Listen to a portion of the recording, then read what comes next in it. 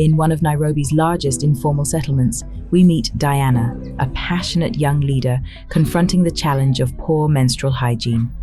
For many girls and women here, access to affordable, sustainable menstrual products remains out of reach. Through a volunteering experience that I had here for 2 months, I got to interact with this community.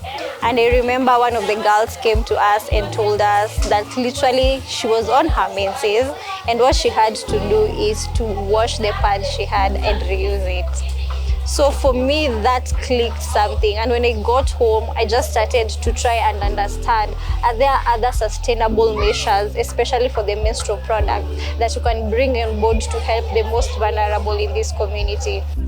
Diana's solution, a local centre where trained women from the community produce reusable sanitary pads. It's a powerful initiative, tackling menstrual poverty, creating jobs, and championing sustainability. Girls miss 6 weeks of school in an academic year just because they don't have sanitary pads. So that means they're actually lagging behind when it comes to the education. So when you give them this access to this, you're actually dignifying their experience, but at the same time, you're giving them an equal opportunity to get education. And we all know that education is the key way to success. Tumeona hizi students? Tumetumia? It was actually surprising that I learned that 2 out of 3 women in this country depend on their spouses for them to be able to afford these pads. So for us is to make sure that as much as they are getting the skill on how to make these reusable pads, they are also having the pads itself. You know, it's reducing that dependency on their partners, if we can say so, and making them independent in a way. So they are getting a source of income in a way through the training that we are doing, and also getting to have access to the sanitary pad, which is actually a very big deal. Diana's mission grows from the NextGen Fellowship at Strathmore University Business School, powered by ForumCiv. For 6 months, she and a nationwide cohort of rising leaders have honed the skills to ignite real change. It's been a really wonderful opportunity to see what happens when you bring young people from different parts of the country with different skill sets and different backgrounds to come together and learn about leadership. I think for me, it's been so fantastic to see them, most importantly, learning from each other, because as it turns out, the young people we brought on board had come from this very wide range of backgrounds. Many of them are running organizations or doing very important things in the community. So that learning, peer learning from each other has been fantastic. We did an assessment of all leadership programs that target young people, and especially looking at politics and public leadership.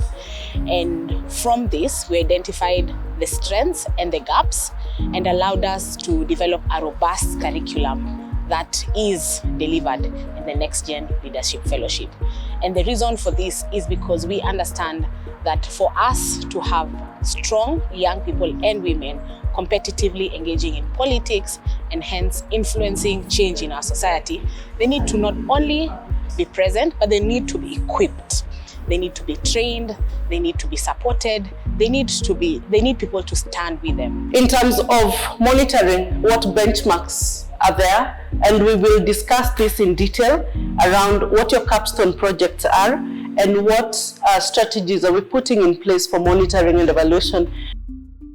For 6 months, these young leaders from diverse backgrounds have journeyed through 4 powerful modules: politics and governance, self-leadership, leading others, and a capstone project, putting their learning into action in their own communities. The students were expected to identify a project that they would do in their community, to fundraise partly for that activity, although they got a bit of seed funding from the program, and they have done amazing things. So we've seen some young people looking at issues of food security.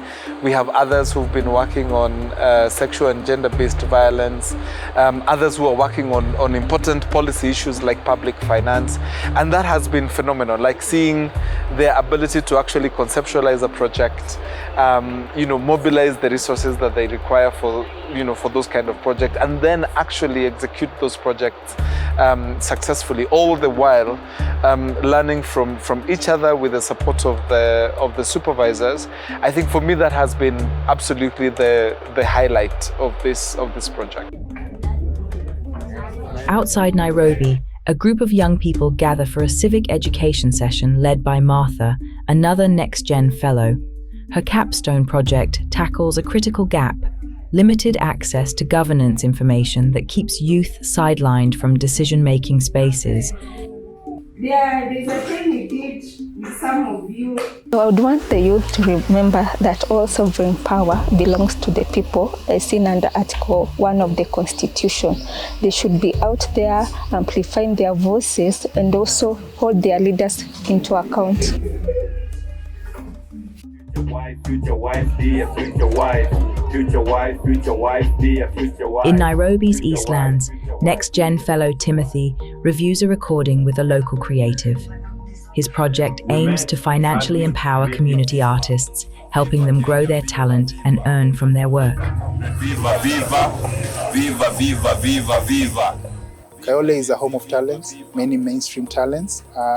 Actually, a good percentage of the Eastlands actors come from Kayole, but we also have a narrative going around in Kayole that is full of thugs and so forth, and we are trying to establish a possible way whereby we can be able to maximize on these talents. The creatives Timothy supports express themselves through diverse genres, including powerful political activism shaped by their lived experiences.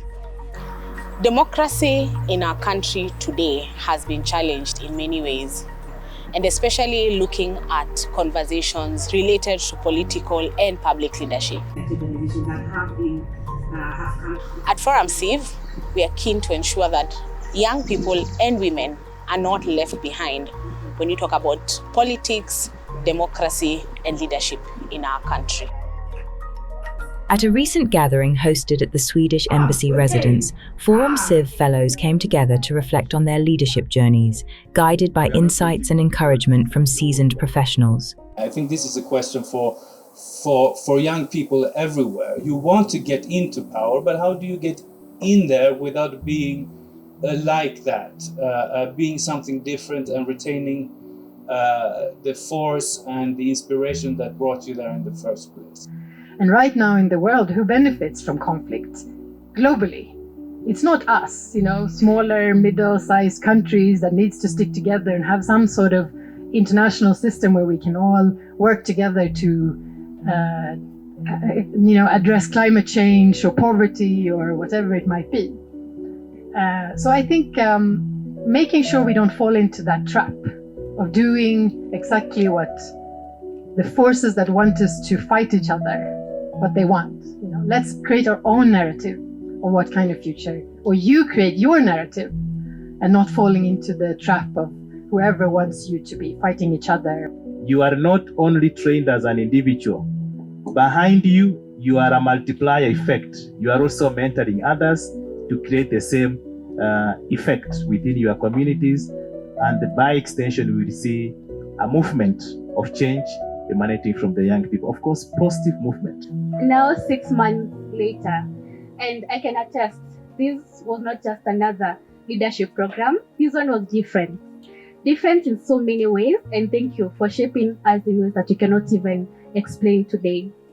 But with the support of forums like the fellowship and in the NextGen Fellowship, it's something so incredibly powerful because it gives you the tools, the resources, the knowledge, the network to actually create change at the community level.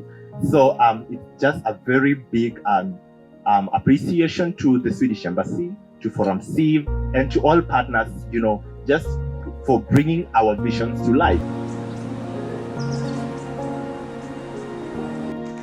In early June, we meet the NextGen Leaders Fellows as they mark the end of one journey and the beginning of another, graduating from Strathmore University, surrounded by the cheers of family and friends. It's been a wonderful and amazing journey for me. It's been a learning and gaining skills and knowledge along the way. There's been challenges here and there, but I'm grateful that the milestone is here, and it's not the end for me. It's a beginning for something new.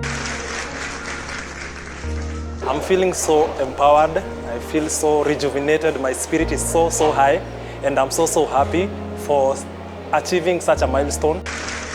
I'm really grateful for this opportunity, and I wish every youth in Kenya will have access to such an opportunity, and I'm sure it will change our country drastically.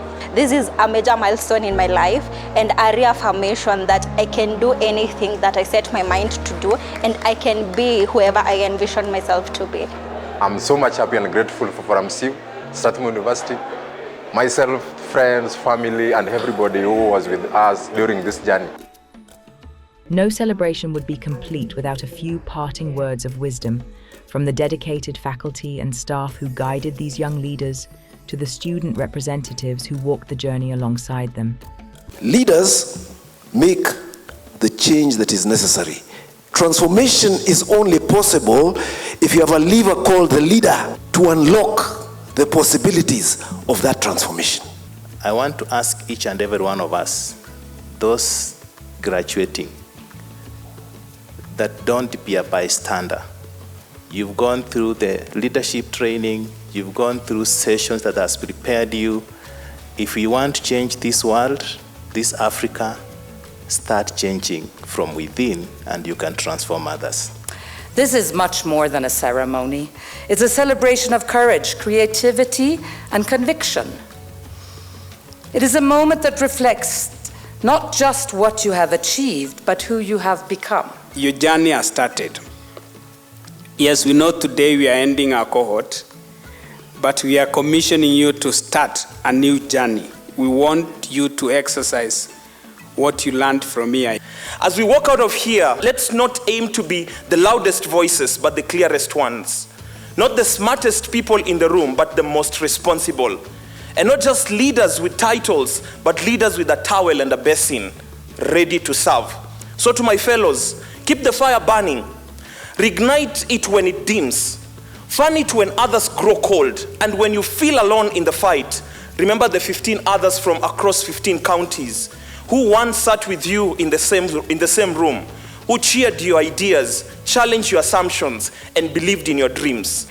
Standing here today, I am filled with a deep sense of pride and gratitude, not only for how far I have come, but also for the far that we have come together as a collective. I want to applaud ForumCiv and the Swedish Embassy for picking Strathmore University to deliver this transformative fellowship program to us.